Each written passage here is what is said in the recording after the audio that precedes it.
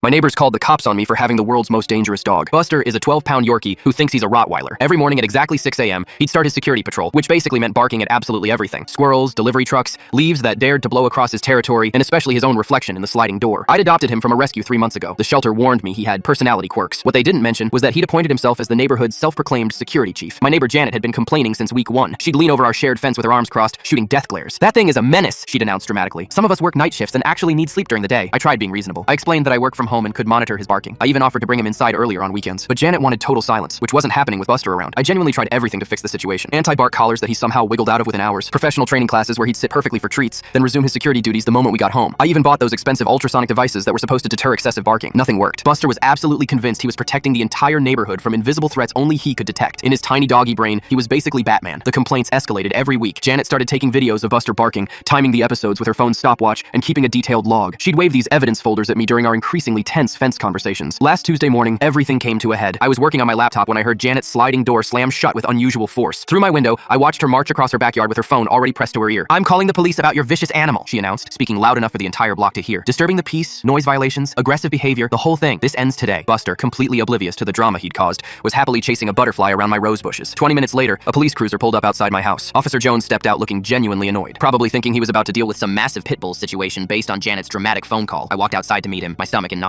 "Officer, I'm guessing you're here about my dog?" "Ma'am, we received a call about an aggressive dog causing disturbances and potential safety issues in the neighborhood. I need to assess the situation." I opened my front door and called Buster's name. He shot out like a tiny furry bullet, all 12 pounds of pure excitement. But instead of barking or showing any aggression, he ran straight to Officer Jones with his tail wagging so hard his entire back end was wiggling. Within seconds, Buster was on his back demanding belly rubs from this new person. Officer Jones looked down at the tiny dog rolling around at his feet, then back at me with complete confusion. "Ma'am, this is the dangerous animal I was called about." "That's him," I sighed, watching Buster perform his signature trick of army crawling toward Jones's shoes. Buster, the alleged terror of Maple Street. The officer knelt down as Buster immediately rolled over again, making those happy little grunting sounds Yorkshire Terriers make when they're getting attention. "Ma'am, I've responded to actual aggressive dog calls. I've seen Chihuahuas scarier than this guy." That's exactly when Janet came storming over from her yard, clearly frustrated that her police complaint wasn't going according to plan. "Officer, that dog barks constantly," she declared, pointing an accusatory finger at Buster, who was now trying to lick Jones's badge. "It's been ruining my sleep schedule for months. Something has to be done about this situation." Officer Jones stood up slowly, brushing dog hair off his uniform. "Ma'am, can I ask what shift you work?" "I work nights at the hospital, 11 p.m. to 7 a.m., Janet replied, clearly expecting this information to strengthen her case. "So you're trying to sleep during daytime hours?" "Yes, and that dog starts barking every single morning at 6 a.m. sharp. It's completely unreasonable." Jones looked at her for a long moment, then back at Buster, who had now discovered a fascinating stick. "Ma'am, dogs bark during the day. That's what they do. There's no law against a dog barking at 6 a.m. That's considered normal daytime hours." Janet's face started turning red. "But the noise levels." "If you work nights, might I suggest investing in blackout curtains and a white noise machine?" He interrupted gently. "Your neighbor has every legal right to own a dog, and that dog has every right to bark during reasonable daytime hours." As Officer Jones was walking back to his car, he stopped to give Buster one final ear scratch. "Keep up the good work, little guy. Someone's got to keep the neighborhood safe from those dangerous squirrels." Janet hasn't spoken to me since, but I did notice she installed blackout curtains last weekend.